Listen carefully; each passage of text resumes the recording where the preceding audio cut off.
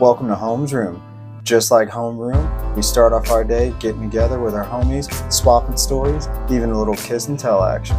This podcast contains language not suitable for younger listeners, topics about sex and mental health. Discretion is advised. Our views are our own. Let class begin. Welcome to Home's Room. We got another episode for you. It's Holmes and Caitlin here. We are talking about relationships today. I had a thought at 5:20 in the morning at work because I work really early. And I was like, you know what we should do? We should do an episode on relationships because I know Caitlin came from a non-traditional, family situation, and I know I had a non-traditional family situation, and I think that people that come out of those situations often have an interesting outlook on how relationships are formed and how they learned how to be in a relationship or how to process relationships. So I thought it'd be a fun episode because either we're going to sound batshit crazy or we're going to be just like everybody else and have some insights on things that like make somebody maybe feel less alone. So Caitlin, how are you?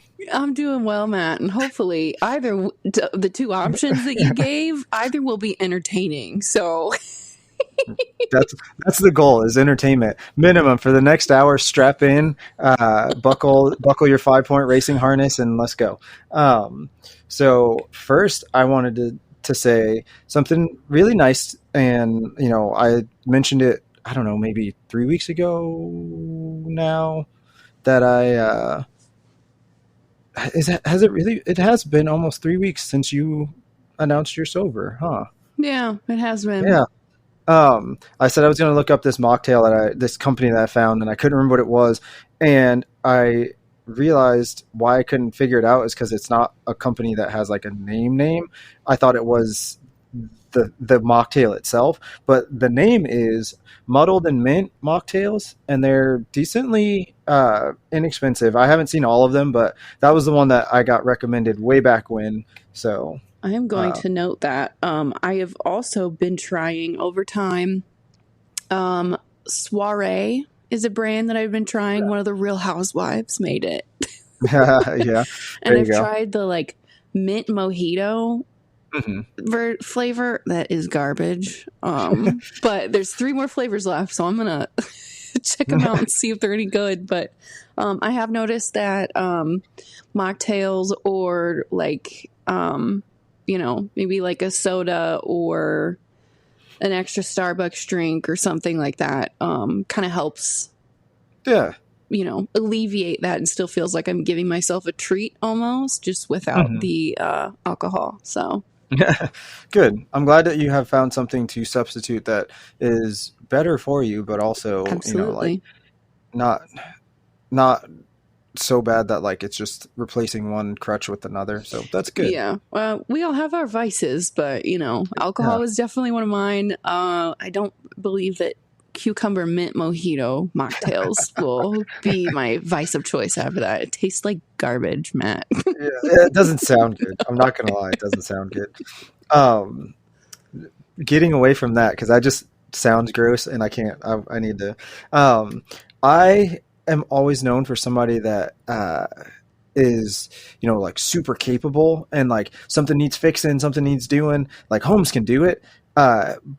People that know me really well know that I'm really clumsy, and believe it or not, when I was younger and partying, I used to have a sippy cup because I couldn't drink without spilling on myself, or somebody would always give me a bottle and not an open cup because I couldn't not spill down my shirt. So in that fashion, I was making a cup of noodles, and I microwaved the water in a cup in a mug, and then I pour it in the cup of noodles. So it's super simple. The flappy lid closed as I was pouring the hot water, so all the hot water just poured over the top and down on my finger. So my ring finger on my left hand is now swollen and scalded. So you that's don't fun. need to go get that checked out or anything, Matt. What the heck?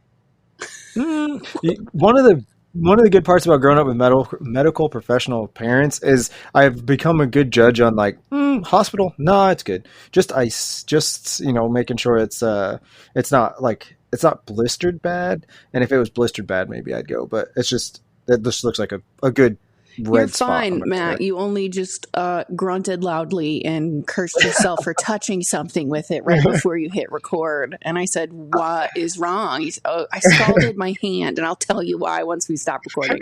So it's fine. You're just in complete pain. Yeah, that is true, and that did happen. But for the record, I'm wearing Dickies, and Dickies pants are canvas, so I rubbed my finger across canvas in between my leg and the chair I'm sitting in. So not only was it pressure, but it was also abrasive, not specifically because of the scalding. I'm just going to keep my hand out in free space, so it'll be fine. So tune in next week when we find out that Matt had to get his finger fucking amputated. Don't say that. Don't. We just had a friend who had to have their finger amputated. Oh my god! So there's no way you would have known that, but it's seriously, and it came from like the simplest thing, and I felt so bad because it was just such an ongoing thing, and I don't know if they listen to this or not, but if you listen to this, I feel so bad. The whole time that I was learning about what was going on, I was like, man, I wish there was something I could do, and I'm going to take injury seriously. I didn't do it, apparently. And we're only a few minutes in, and Caitlin's already stuck her foot in her fucking mouth. So. Yeah, let's move on.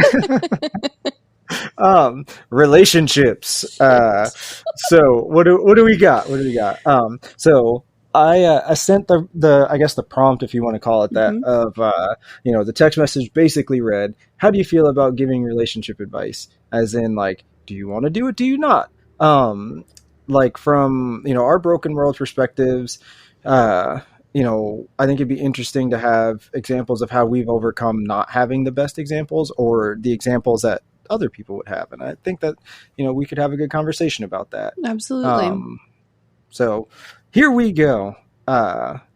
The first question that I came to my mind when I wrote them out for you was, do we believe in grand gestures, and how often and how grand do you think grand gestures should be if you're into that sort of thing? I believe in grand gestures, which is a great start to this conversation, because I do and my husband does not. I don't know if you and Courtney have ever done the love languages, but his love language is acts of service, and mine is like gift giving, quality time, and grand gestures, if that's like a sixth love language I can add. So I always feel like I have to go above and beyond for these giant, 2 years ago for Father's Day, I let him go out and get a whole new set of golf clubs because he'd been using my father-in-law's old crusty pair for years. And he deserved it, So I do believe in grand gestures.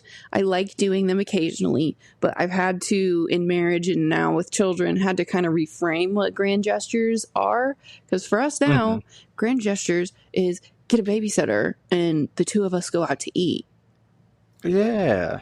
I like that. And grand gestures to my husband, he likes to show in a million different little ways every day how he loves me. He doesn't need a new set of golf clubs for Father's Day.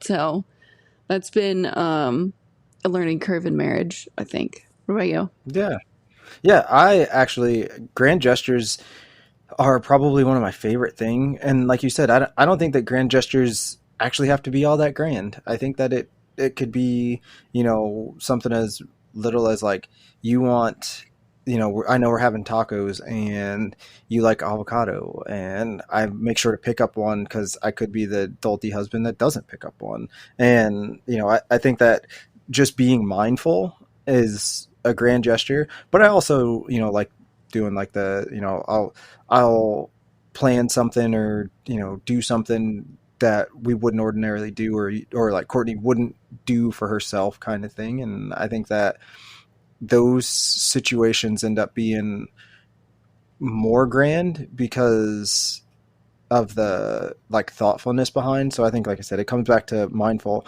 and how often kind of depends on what's going on. Like if, like you said, if it's like we just get a babysitter so we could go somewhere, or we know we're not going to have the kids this weekend, so like I plan something to do that weekend. Then like if it's 2 weekends in a row, then cool, we can like do this thing and that thing. Like this past weekend we went to a car show that was here in Kansas City, and it was a fun like experience to get to go do that with Courtney, who I don't usually get to go do things like that with. So for her, that was probably a grand gesture for me to go. So yeah. That's sweet. The next one was how has like, okay, gotta find my spot. See, this is what happens when we're not rehearsed and off the cuff. How has the example evolved from your youth to now, as far as like what relationship should be? Did you realize your relationship was like more based off pattern, or did you change? What, it wasn't ever one thing, or was it something predictable? I think it just, everything's super unpredictable. So we've talked about it briefly in past episodes, but my mom died when I was 14. And so I have very limited memory of kind of what my parents' marriage looked like before she died. And then from 14 to 28, I was the child of a widow. So he never remarried. He never moved on. So a lot of my relationship learning has been off the cuff through marriage. And I have definitely needed therapy to allow myself to depend on him. It was a trauma response to be super independent and do things for myself, which, if you can imagine, with an acts of service husband, that didn't vibe really well, especially when kids started coming along. So I don't know. I think things can change over time. You don't have to have necessarily, a good or bad example for you to meet somebody, be committed to them, and change with each other as the seasons of life come. Because my husband and I have definitely been through some fun in different seasons, just like I'm sure that you and Courtney have. Yeah. We were 17 when we met, and have been together since we were 18. So, and now we're 34, about to be 35. So like, yeah, we've been together for like, it was the other day, we were just like, man, we've been together for almost half our lives, or for just over half our lives. That's wild. But yeah, I'd also say for me, it's definitely changed. When I was young, like high school age, I think everything was romantic movie to me. Like I learned that girls that age like weren't necessarily into that. Like the movies were good, but like they weren't specifically like, I want a guy to be romantic. They just kind of did their own thing, and it was like, let's see what else is out there. What, you didn't ask Courtney out for a date on your first date with a boom box above your head under her bedroom window? I did not. I would even go as far as to say that like I had one girl tell me that you're the kind of girl that, or you're the kind of guy that girls want to marry, not date right now. And I was just like, ooh. So like you just grabbed your face. What are your thoughts on that one? How old were you when you were told that? 17. Oh, it was right before Lord. I started dating Courtney. 17, like right at 17. I think I'm kind of interested to hear how long you knew that girl before she told you that. And also, how do you know that at 16?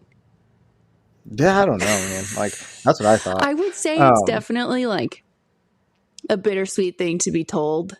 How did you take that? Because that was kind of surprising for me to hear. So, well, first, I didn't know her that long. That was probably known each other for like maybe 5 or 6 months at that point. And like at that time, that might have been like the hardest I'd ever tried to like woo somebody. Like, like, and after that, it was just kind of like, huh.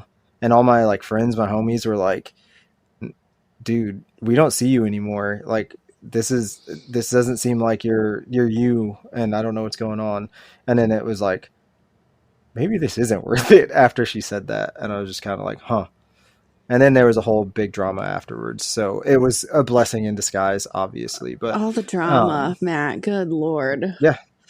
My mom said she didn't like her, and I should have. Did she wait to tell you that until after you broke up? We weren't really together, but no, she didn't wait. She told me that she didn't. She said, I don't like that one.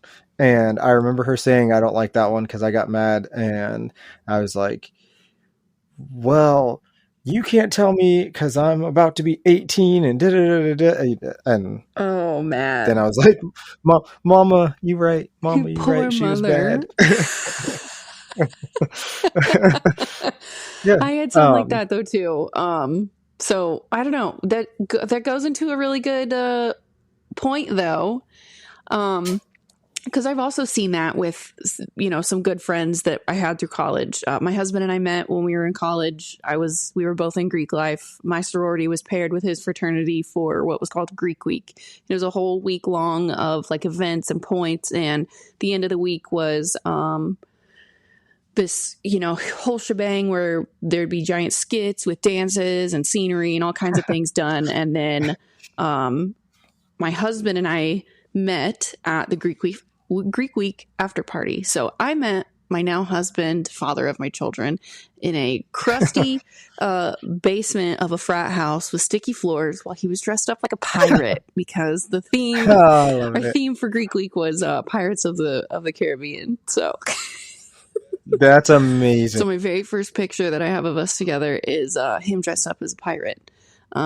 Which we didn't realize until we were, years down the road, but we actually went back and looked at a bunch of group pictures from, that whole thing of Greek Week with my sorority and his fraternity taking massive group pictures. And my husband and I are like standing like 2 and 3 people apart in these giant group pictures. Mm-hmm. And we had no idea. So that's kind of cool. So that's where we started. And then we also did distance for a summer. I was in Florida for 10 weeks while he stayed home here in Missouri. And I think that got us, like, we didn't really seriously start dating until I got back from that Florida trip because I was like, oh, whatever, I'll go down to Florida, have the summer of my life. And this frat boy and I will stop talking like 2 or 3 weeks in, whatever.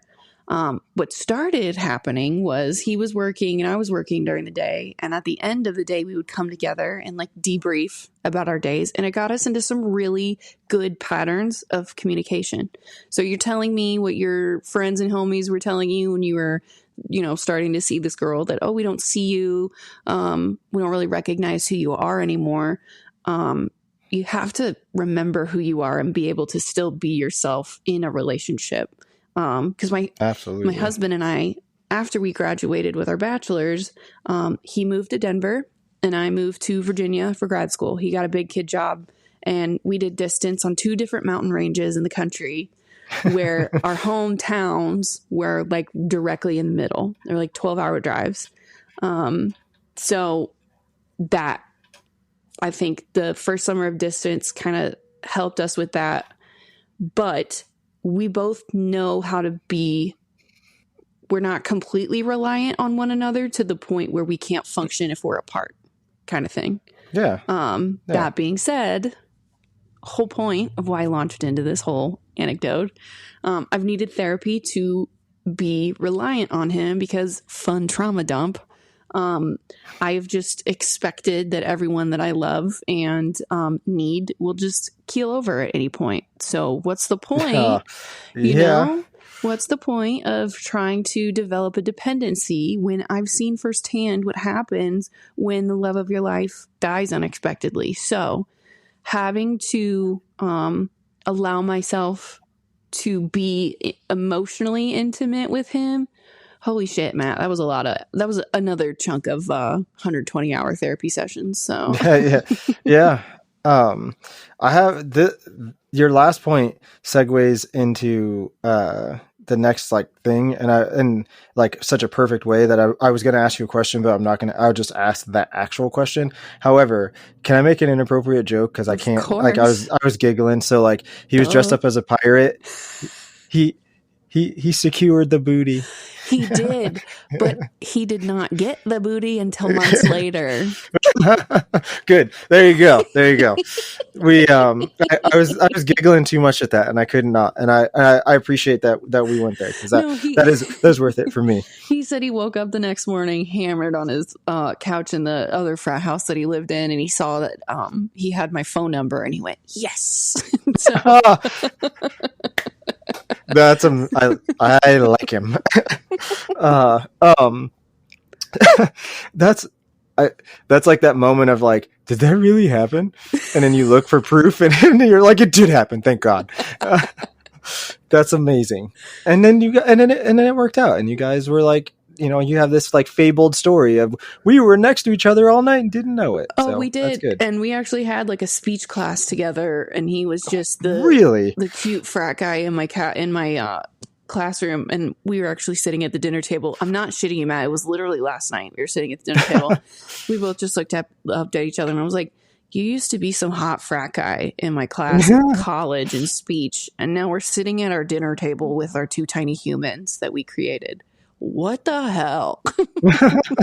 I love it. That's amazing. It's like the way life works. Absolutely.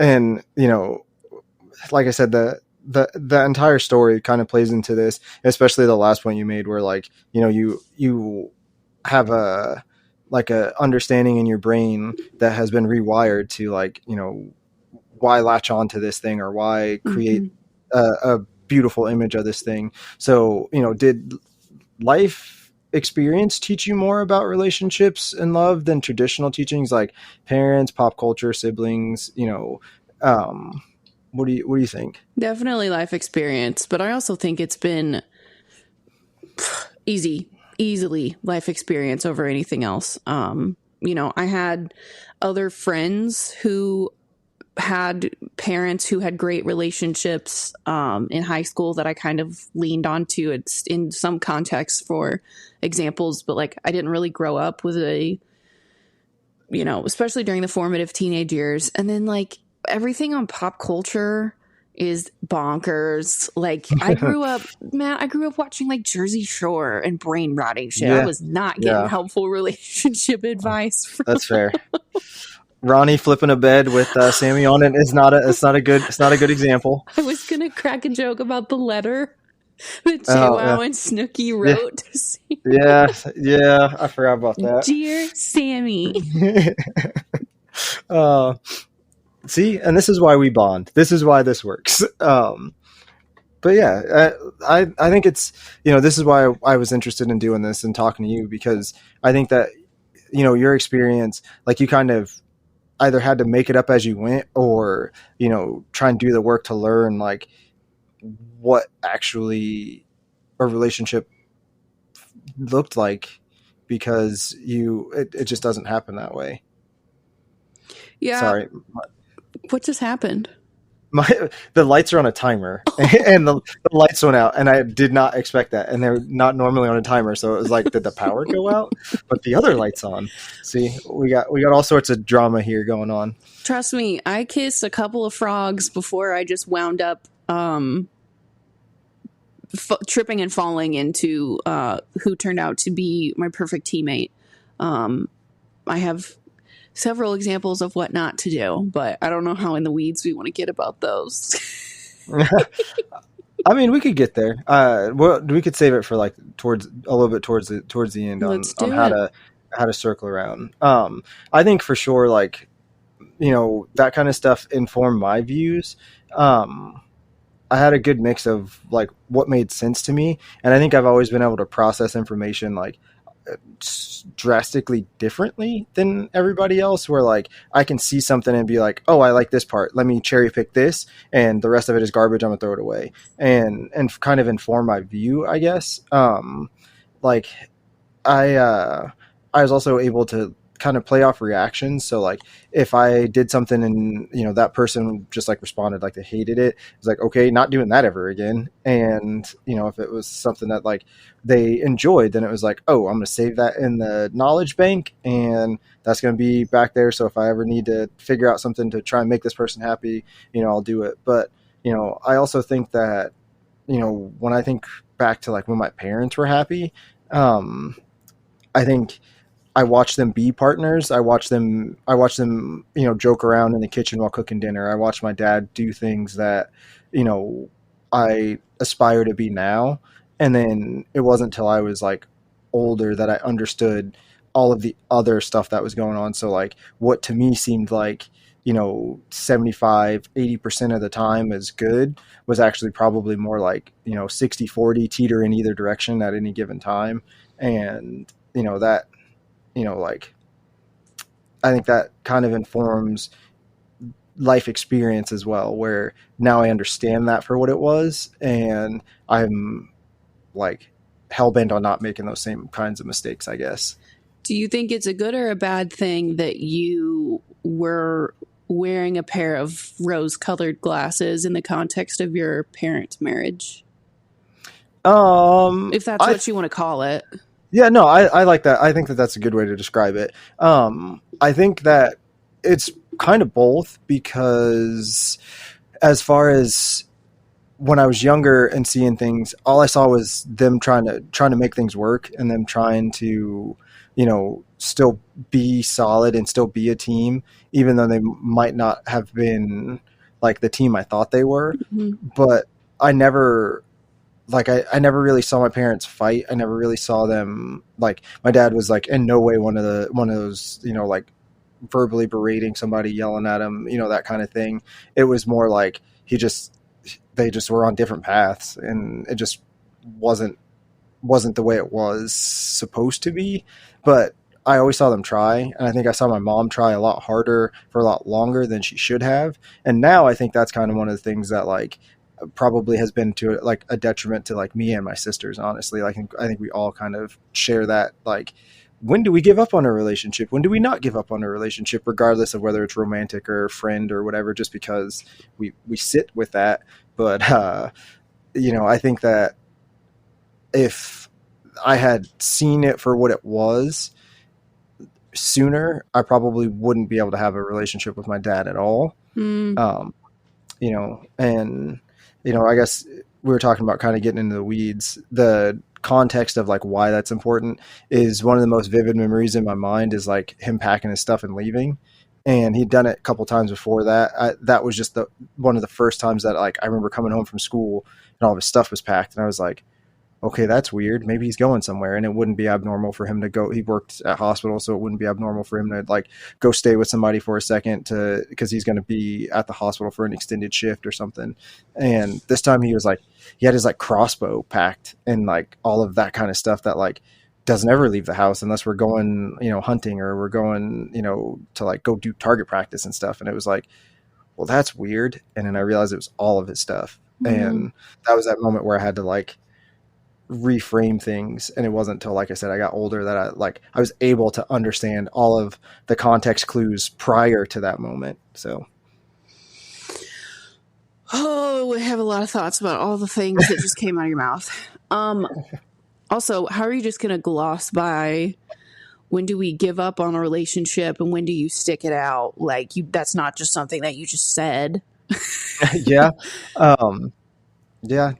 If you got thoughts about that one, we could talk about that one for sure. I do. I think that it's, first and foremost, you both have to want to try. Yeah. Period. Like, again, my husband and I did distance for 2 years. It was not a walk in the park. We had friends in college that were like, are you really sure that this is something that you guys want to do? Like, seriously? Because we had been only dating for about 2 years before we did distance. And It was, I think the longest in the 2 years that we went without seeing each other was like 3 months exactly. Or like 16 weeks, I think was the longest. So it was brutal. And I was also in grad school. So while I was studying, I was like nocturnal. it was miscommunications happening all the time. He hated texting and I couldn't FaceTime during the hours that he wanted to. But it's the continuous choice to show up and be there for each other and know that, like, yeah, distance sucks, but we also have an end date. And 2 years of distance is nothing compared to the teammate that you want to spend the rest of your life with. And it's so temporary. I had a friend who recently reached out to me, one of my Discord friends, who's doing distance right now with another one of our Discord friends. And he was like, you know, what's the deal? Why? How do I do this? Yeah. And I said, something I'm super convicted about is if you have tried distance and it didn't work out, then that person was not meant for you. I say if you have those who have tried distance and it didn't work out, that wasn't the right person. That does not mean that that's not going to be the case for you when you try distance with your teammate and partner.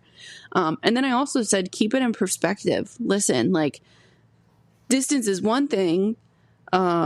But if it wasn't you figuring out distance, you're always in a season of life where you're just trying to figure shit out with that person. Yeah. Because distance was over, and then we had to figure out how to cohabitate, and then we had to figure out how to be married, and then we had to figure out how to be parents, and then we had to figure out how to be parents of 2 humans and be homeowners. Like, it's continually going through a new season of life with this partner, and the point of all of this is that it is a continuous choice to be there and show up. So you can only do so much if your teammate is not showing up. If they don't want to show up and try, then that's not going to work. Yeah. I think I agree with that. I think that's one of those silly things where I don't know where it started. And I think I blame like 50s culture, and like you can hear, I think it's Miranda Lambert. She has a song and she says, I think it's Automatic. I think it's in that song. She says, staying together was the only way to work things. It was the only way to like make things work or work things out or something like that. And the other day I sent that lyric and a text message to Courtney, and I was like, this didn't age well, seeing as how she and Blake Shelton didn't stay together. Like that's not what happened. Oops. So I think that culture of just stick it out. Like, why? No, your only way to make this work is to make it work. And I think now, it's a lot about, you have to understand what you need and what you want and honor yourself. And I think that I'm happy to see more people stopping the trend of betraying themselves to honor somebody else and honor a relationship that like isn't serving you. And I think that's huge. I don't think divorce is bad. I don't think separation is bad. I don't think, any of those things are bad. If the situation wasn't like, if you're not happy, they're not happy, your kids are going to feel that in some way at some point in time, whether you want to have them feel it or not. So what do you think is the worst evil? A couple of any type staying together and kids like suffering because of it, or getting divorced super early on and the kids only know moving back and forth between their parents' house? I think number one, kids are resilient, and I know people say that and it's annoying, but I think kids are resilient. And like, if anybody can understand the concept of like, this is just new normal. It's not, something that like is, to us, it's strange, but to them, that's just what it is. I would think that a kid seeing both their parents be happy and truly happy, not, picking up on like, oh, dad's like slamming stuff. They're going to learn, okay, well then when I'm upset, I slam stuff, or when my partner's not talking to me the way I want to be talked to, or something seems off on the energy, this is how I'm supposed to react. So I think that's way worse on them in the long run than if they just see you happy. And that's not to say that like every situation is going to be like peaches and cream where, one parent's happy and the other parent's happy. There's a lot of, relationships that don't work out that way, where they split amicably and everything is civil. But at the same time, I think that the kid will understand which parent is showing up for them because they've been given the choice.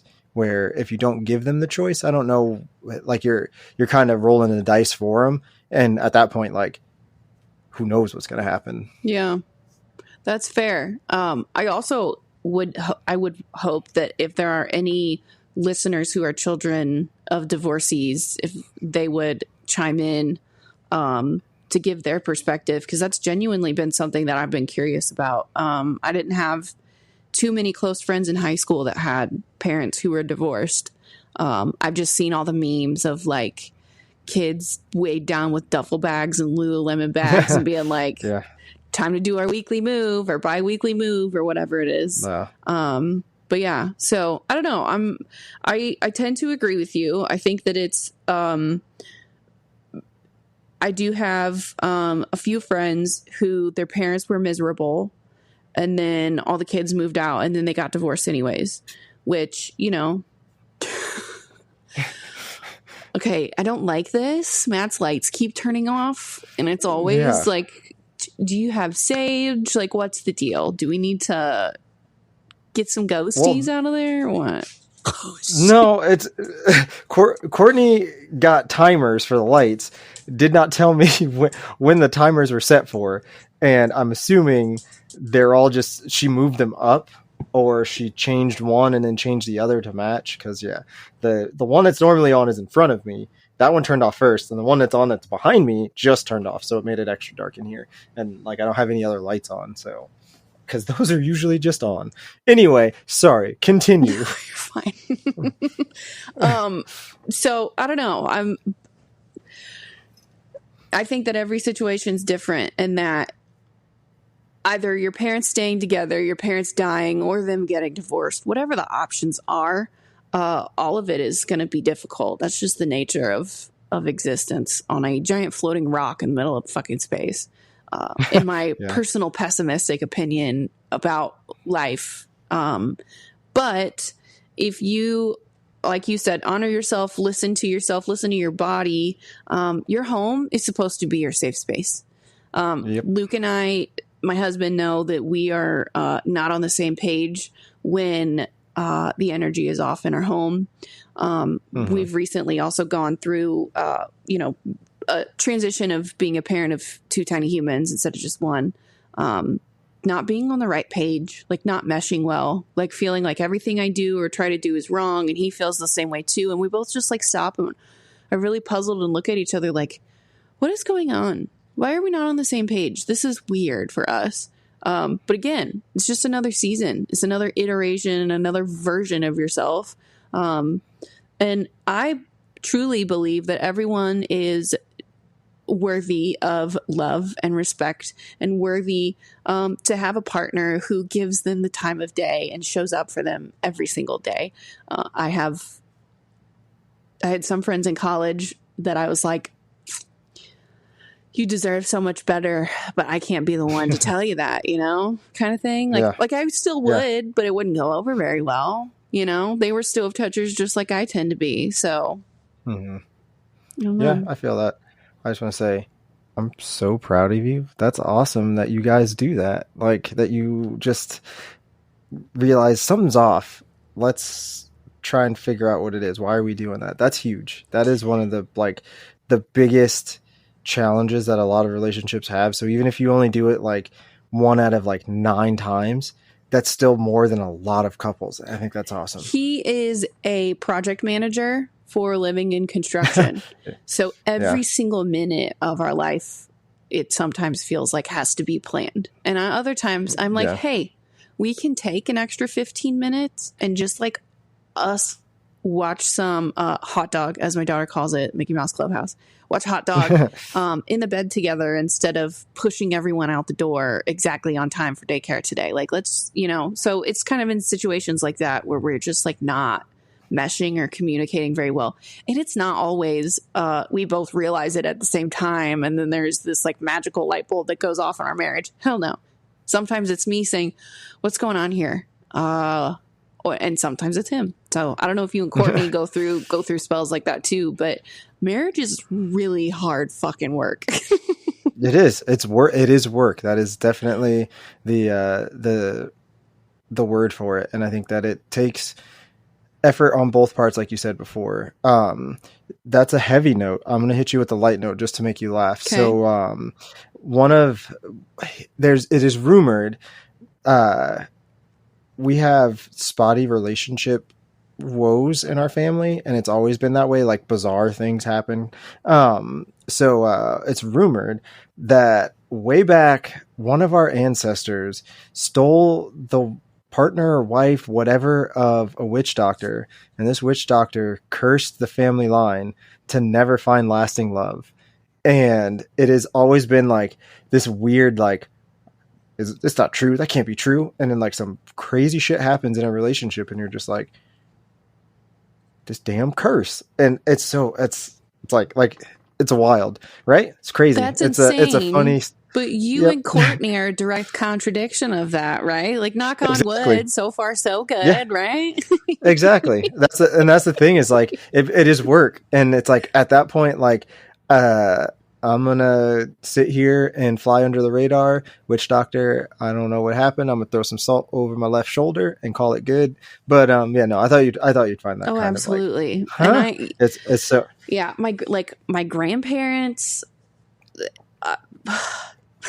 Extended family is also every family has crap that goes on, but I have extended family members on one side of the family that have been in jail that apparently were bragging to an undercover ATF agent that they'd stolen like landmines off the back of a army truck or some shit.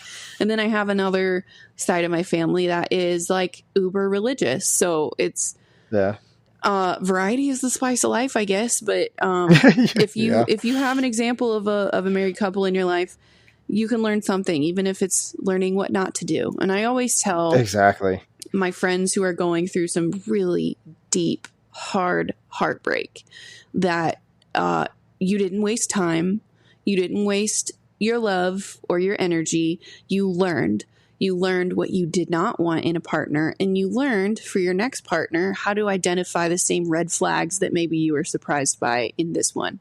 And there's also a past version, like a high school version of me that's like, well, bitch, why didn't you learn that for us earlier? Perfect segue into this question. Was your younger you full of shit or full of love? Like, did you actually feel like you loved or were loved, or were you just like young and dumb? Oh, hell, Matt. Definitely both. I felt like, so I'll stick with high school, Caitlin. I was in a very toxic relationship, emotionally abusive on both sides. 100% will own that I had my own fair share of things to blame on the toxicity of that relationship. I thought I was full of love. I thought that I was like tripping over myself, killing myself to make this relationship work. And it wasn't until I call it detoxing. You break up and then you detox from relationship. Moved on, went on to college, discovered that the world was larger than the town that my high school's in. Crazy concept. Yeah. But I was definitely full of shit too. My dad was a strong, steady, quiet type. He was very much John Wayne, walk tall and carry a big stick, or walk quietly, carry a big stick kind of guy. So he was like, he would give hugs and he would say, "Love you, honey," and all that things, but he wasn't ever like we never did any of the father-daughter dances and shit. You know what I'm saying? Like, you see the pictures of those on Facebook. Like, we never did that. His love language was very, very much distant. Like, I don't know, not very direct. So I definitely, I was probably full of more shit. I thought I was full of love, but it was such a toxic situation that I was still trying to learn so much from, that I just like, I feel like you are in peak like adulthood, or you've learned the lesson of that season of your life you're supposed to, when you can look back at it and cringe. So that's what I'm doing right now. That's good. You said, I'm going to answer the same question, but you said love languages, and I meant to say this earlier, but mine is definitely acts of service and quality time. And like, I think that's acts of service is probably one of the hardest love languages to speak if you don't speak it, simply because like, to everybody else, acts of service is like, like, I'm going to go to the store for you. And it's like, yeah, but see, you went to the store, but you didn't get the thing I needed to get at the store. So like, I could have just done that. So rather than just go do something for me, why don't you ask me what I need? And then I can tell you, and then you can go do it. And then we're both happy because you're fulfilled. I got the thing I needed. And it's such a weird, bizarre, like, it's so hard to like, to nail down, like, gift giving. If you give a thoughtful gift, that person probably feels good. If it's quality time and you spend quality time with that person probably feels good. What's the other one? I can't think of what the other one is. I can't think words of the of other affirmation and physical touch. Yeah, there you go. So like those ones are like, again, I think they serve a solid purpose. You can do those things and it works. But acts of service is such a weird one because usually those people are independent, I would assume, and jumping in to do those things is like, hey, maybe I don't want to do these things because the last time I did these things, it was, it didn't work out the way I wanted it to. Real world example, Matt, and I'm still fucking salty about it. So let's talk about it. There was a girl who is married to one of my husband's fraternity brothers who I adore. And I wanted so badly for us to be friends. Like, yes. So I went out and got her these customized pouches with her new married initials once they got married. It's from this brand, Sony Clover Lane. Like, expensive, but not really the point. It was a thoughtful, customized present. And I was so excited. I like gift giving, wanted to put so much effort into this friendship, especially while we were all growing up, getting older, all of us getting married, whatever.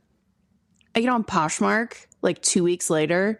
She fucking sold them on Poshmark. And I was so butthurt. And I was like, all right, cool. But then I was like, why am I so deeply hurt by this? And that's when I started researching like the love languages and things like that. Like, that brand was something that was like really close to me. It was like an expensive present. And I just really wanted this girl to like me. And she turned around and bitch fucking sold them. It's like, that's tacky as hell. No, I'm kidding. Yeah, that's pretty bad. See, I guess it does. You and my husband would get along fabulously because I do not speak, or I struggle very much with his acts of service love language, both to give it and to receive it. Because he's like, no, I really love to do things for you. But then I also feel like a lazy piece of crap when I'm like...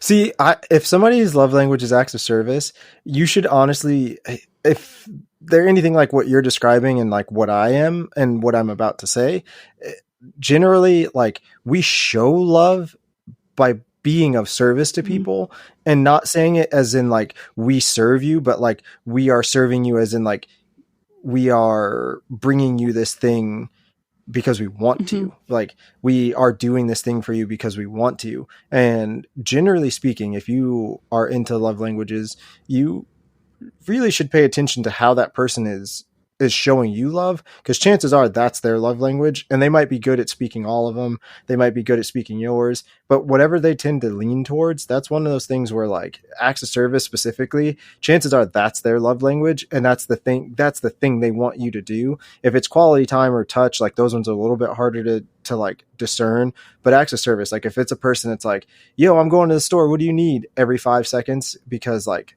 they are attentive in that way, chances are acts of service is their love language, and they want to show you that kind.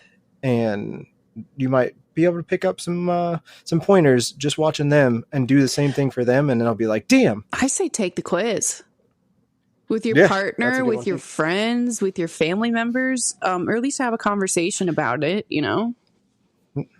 We'll find one and put it in the show notes. Take the quiz. Yes. And then tell us how it goes. And if you get divorced because of it. Please. No, I'm kidding. yeah. We are not professionals. Do not get divorced because of anything we said on this episode. Please don't. Back to the were you full of shit or full of love? I think for me, as a romantic, like I've always been a romantic. So for me, I think I was always in a rush to find love. So like, I don't think I gave myself enough time or any time really to figure it out. Like, I definitely feel like I was probably full of shit because I just wanted to feel loved. I wanted to, show somebody love because I didn't always have the best example, like I said. So, I think that ultimately, like, I had no idea what I was doing. And then it took, later on in life to understand and learn what actual love is and should look like. And it's different. It changes. It, like you said, it's, seasons. And I think that that's a very enlightened way to look at it, is it's seasons. Yeah. And it changes all the time. And just because something is working for somebody else doesn't mean that it's going to work for you. Like, I think comparison is the thief of joy. And if you're trying to keep up. Ooh, I like that. But seriously, I was so upset whenever, my husband and I were doing distance, because it felt like, this was absolutely not reality, but it felt like everybody else who wasn't tasked with staying together through distance was moving on with their life so much faster than we were. They were like moving on to the next season, and like they were all moving in together and this, that, whatever.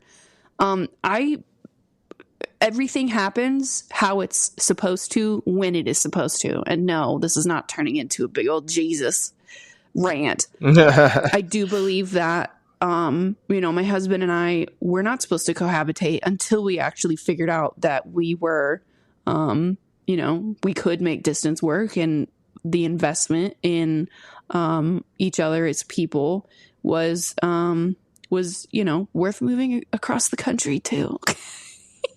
Yeah. Follow-up question, because I got thoughts on that.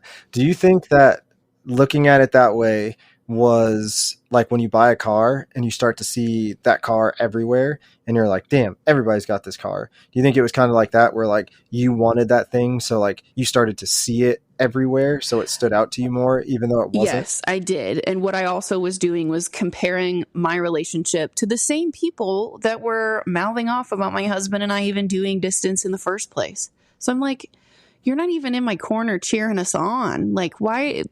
It was so stupid. But you get to that certain age, especially in your like early to mid 20s. I felt like that was when it was for me, where you're looking around at everybody else that's the same age and you're comparing yourself.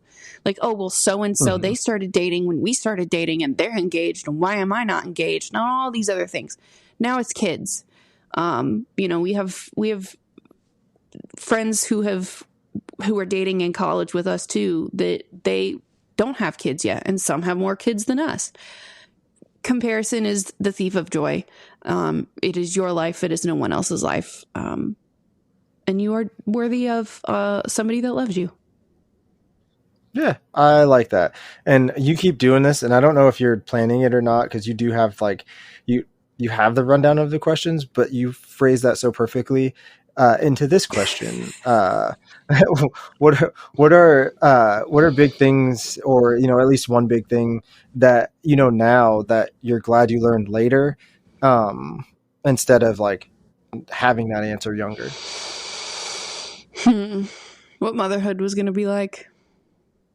I'm glad that I learned it much later on in my adult life, in terms of like when I could have learned it, that kind of thing. Yeah. I'm happy that I learned what motherhood was like after my husband and I had figured out how to be each other's partners. I think that's beautiful. But just because one happened before the other doesn't make that any, it's not right or wrong. It's just what happened with us. I know people that, had kids and then later on found their love, found their partner, found somebody that they wanted to be with for life. And maybe it was the kid's dad, maybe it wasn't. I don't know. And then, I don't know. I just feel like there's, everything happens how it's supposed to. And you go through what you go through because you're supposed to learn something from it and learn a conviction. When I was in Tampa for that 10 weeks, I was on a church project. I was in an organization called Campus Outreach when I was in college. And I had, because my husband grew up Catholic and I was non-denominational, somebody looked me in the eye and said, well, you can't be with him because you're not equally yoked. And I said, oh, bet. Okay. So I did a bunch of research. I tried to figure it out. Like, I had a set conviction. I had to do the research to set a conviction about why I didn't fucking agree with that, because listen to your gut, listen to your intuition. I was like, I know I disagree with this on like a deep level. I don't know why yet. So that was also another lesson that I'm glad that I learned it when I learned it. And I was not going to learn it until somebody did look at me and say, well, you're not equally yoked because he's Catholic and you're not, so you can't be with him. And I was like, who are you? You know? But yeah, what about you? I think that the one that I learned later, and I'm glad I learned it later because I had to make the mistake many, many, many times, is not everyone's worth it. And I think that I would have fought tooth and nail for the wrong people had I not learned it later. Like if I didn't have people that were like flaky and, you know, treated me some kind of way, or that like dipped out and I didn't understand why. Now I can look back with the lens of like, it doesn't matter why, but I understand now why. And had that not happened, I wouldn't be where I'm at now. I wouldn't be, you know, in the relationship that I'm in now, because if I thought, you know, not everybody's worth it, I probably wouldn't have been around some of the people that like I was around to push me into, you know, situations where I learned this thing about myself, or I learned this thing about like what I don't want, or, you know, I learned this thing about, you know, whatever. And, you know, best story I could tell about our relationship, and I've been saving this, Jim, for right now, because you're gonna laugh. So Courtney and I, you told your you know, you guys met at a sticky floored basement. Courtney and I work together, and I've talked about that. However, the girl that told me I'm the kind of guy that girls don't want to date, they'd want to marry but not date, because like you're like the picket fence, you're not the bad boy, you're not the fun, whatever thing she was going for. That girl ended up moving in with Courtney, so they were roommates while I was transitioning from talking to her or not talking to her. So yeah, then Courtney and I got together, and it was one of those moments where like, had all of the situation not gone so south with that person, I don't know that like Courtney and I would have gotten together. I could have continued to fight hard to stay with, you know, with that person in my life. And me and Courtney might not be here. Me and Courtney might not have two beautiful girls. And, you know, that's one of those like case in points. I learned like what's worth it and what isn't. And had I learned that younger, I might not have even like started to date Courtney, because I might not have ever even been in the situation I was in to have that happen. Yeah. Holy crap, man, that's insane. Yeah, it was.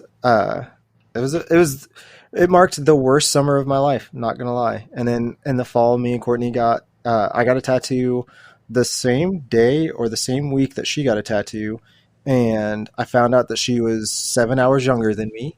And I found out that, you know, we shared a lot of things in common, and it was like, dang. And none of that would have happened had that relationship, you know, not existed and became so negative that like I found something in the person that would ultimately be my wife. So, okay, here is a piece of advice that I think sums up this entire episode. Ready? At the end of the day, we are all just dumb idiots floating around on a rock in the middle of the universe. And no one is going to have the answers to everything. You could literally step outside your house and a meteor fall on you. However, yes, you only get one life. I have part of my sleeve that I started is LWW in Braille, which is the Ozzy Osbourne song Life Won't Wait. Because life will not wait. Life will not wait for you to get your shit together. Life will not wait until you get your degree. Like, or, you know, wait till you hit this threshold and check this off your to-do list. Do what you want. Don't compare it yourself to others, because 100% that this journey is supposed to be yours and yours alone. Yeah, I like that. And I'm going to count that as like, again, you segueing into the thing I was going to say. So that sounds like really good advice. And I was going to say, do you have any advice to give? And that sounds like perfect advice. And on the heels of that, I would say what I feel like would sum it up is you have to love yourself first. If you don't love yourself first, it doesn't matter what you do. It's going to be near impossible to truly love someone else. And I think that it's going to be impossible for them to love you in the way that you need because you don't know how you need to be loved. So you have to love yourself first. In the wise words of our queen, RuPaul. If you don't love yourself, how in the hell are you going to learn to love somebody else? Exactly. I love it. Do we have a That's What She Said this week? We do. And a lot of it, so that's what she said this week. When you're dating and it comes time to meet your best friend's new boyfriend, if instantly you do not like that person, tell them. Because I alluded to it earlier, but I had a boyfriend in college. Clearly didn't work out. We dated for about 3 months, and my roommates and my suite mates at the time, we all hung out together all the time.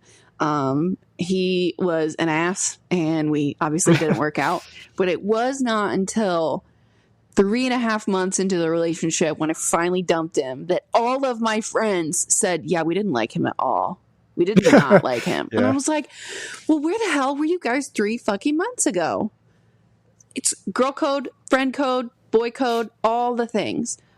Yes. It would have changed things if it was one person telling me that versus all of my core friend group at the time that was like, I know that you're looking out for me. I know that your heart's in the right place and you just want what's best for me and you don't think that this is it.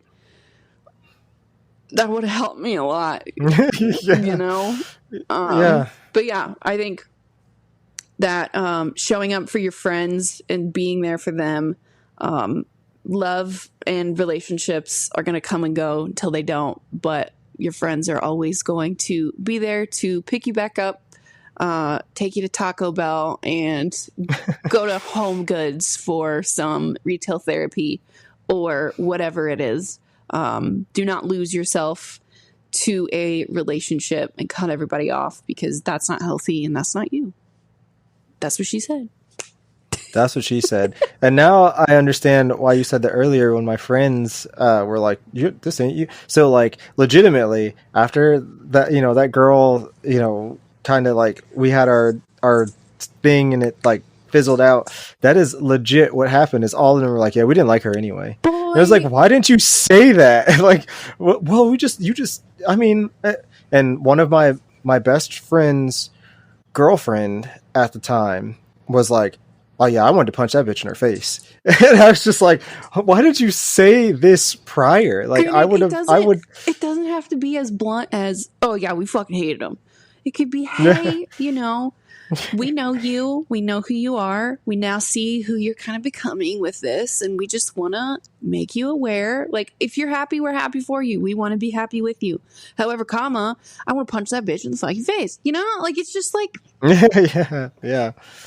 That's so funny. And to add when that same like best friend's girlfriend met Courtney, she's like, I love her.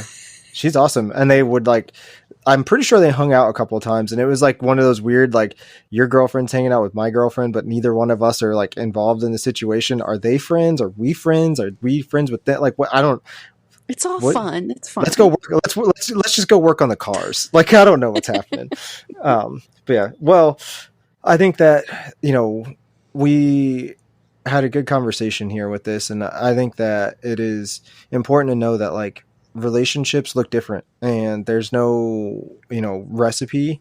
The biggest thing is honor yourself. Don't betray yourself. Set your boundaries and stick to them. And if that person loves you, then they're going to also stick to them, and like you said, if your friends are like, hey, I don't like this person, maybe listen to them. And if you think this person isn't good for them, maybe speak up and be like, I don't like this person because I love you. And I wouldn't tell you something that like I intentionally meant to hurt you. So I love it. Ditto what he said. So we appreciate everybody listening, and I got to get better about asking you guys to follow the podcast wherever you listen. Following is huge. It gets us in your feed. It also helps other people find us. Leaving reviews, that's another big part of it. You know, if you don't want to write a review, fine, don't write a review. Just hit the stars. Just hit the, like, it's a quick button. It's almost as easy as swiping, because like really you just have to hit the star and then swipe and it's good. Or So just leave it you at can 1 just do star. That's fine too. Give us some constructive Yeah, exactly. feedback. Yeah, whatever it is, any rating at this point is a good rating. So just try and support us. And I have talked to my friend about stickers, so hopefully soon we will get some Holmes Room merch of some kind. So stickers is what I'm thinking about at first. And you said it earlier, and I hope the word homie is now going to be slightly part of your vocabulary in our weekly conversations, like rubbing off on you, because there's nothing funnier than when I get somebody to start saying homie, because I say homie all the time. So it's like, what do we call our listeners? And I was like, I guess they're just a Holmes Room homie. Like, That's cool. I don't know. It's like, I don't know what, I guess that's the play on words, right? Holmes Room homie, or just homies. Yeah. They're homies. Exactly. They're homies. Exactly. So I'm going to try and get another sticker in the font of the Holmes Room logo that just says homies or Holmes Room homies or something. Love it. Because it's super simple to do. And it's just something that we can, you know, show our appreciation to the people that listen. So if you want one, drop us a line, DM us, whatever you got, you know, and we'll hook you up with a sticker, especially if you leave a review. You might get 2 stickers. I don't know. Also, our DMs are always open. If you have some relationship advice, or you have something that you wanted to say that you felt, you know, we kind of touched on, reach out to us, DM us. We're always glad to, you know, start a dialogue and have a conversation. And learning is what I want to do. And I learn from everything around. Just like water kind of absorbs a little bit of everything it touches, I want to absorb a little bit of everything that's around me. So help me learn. Hell yeah. Here at Holmes Room, we are all homies. We appreciate you guys so much. We thank you. Bye.